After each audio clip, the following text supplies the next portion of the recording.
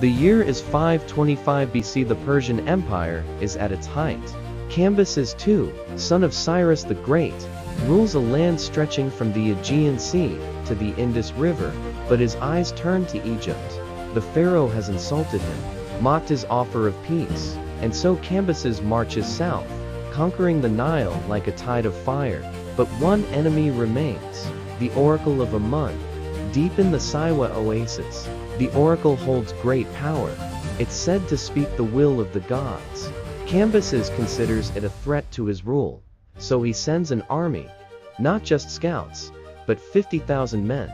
The mission is clear: destroy the oracle, silence the priests, secure Egypt forever. The army marches into the desert and vanishes forever.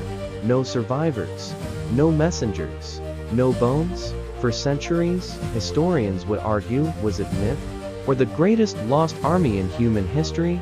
Herodotus, the Greek historian, wrote the tale.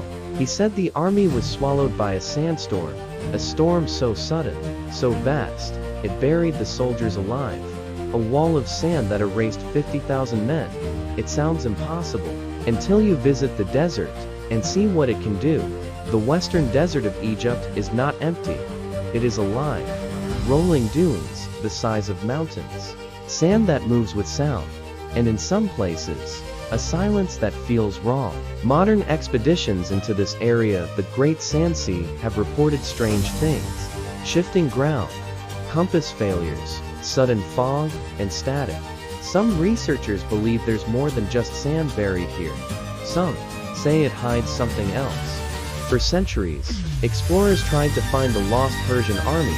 Napoleon scholars, British agents, German geographers, all entered the desert. None came back with answers. It wasn't until the 1990s that the desert gave up its first clue.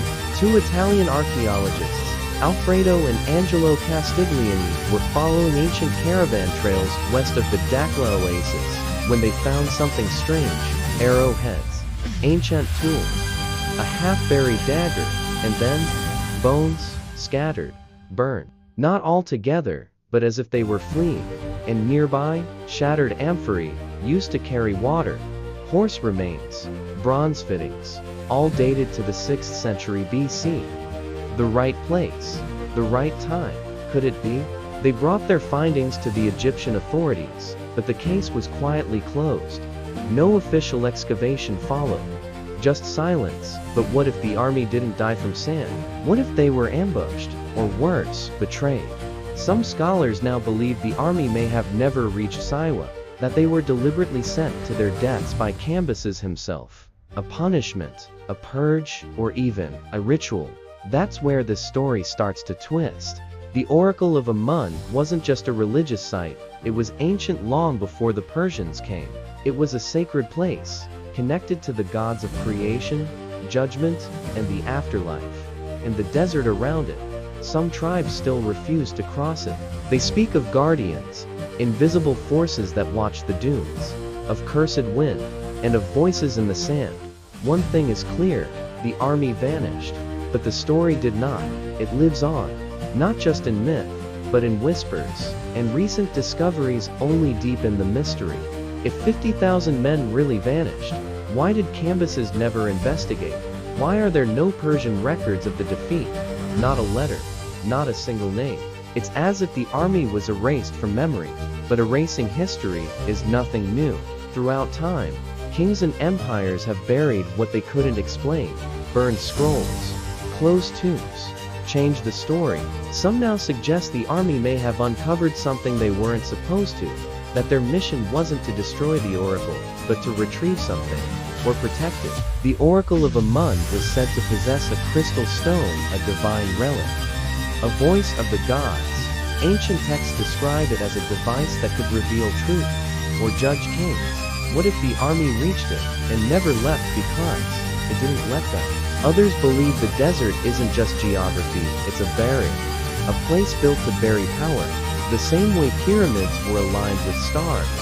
The desert could be part of a design, like a vault, a prison, or even a sacrifice zone. If you believe this, the army didn't just vanish, it was offered. Not to Egypt, not to Persia, but to something older. What little we do know has been suppressed. Even modern expeditions face sudden restrictions. Satellite scans blocked. Digs denied. Equipment mysteriously failing near the Siwa region. Whatever lies beneath that desert, it's still guarded, by nature, or by design. So the question remains. Why would a powerful king send his best army into death? Was it pride? Revenge? Madness? Or was it something darker? Something sacred? Perhaps the sands hold more than bones. Perhaps the army isn't gone, but sleeping.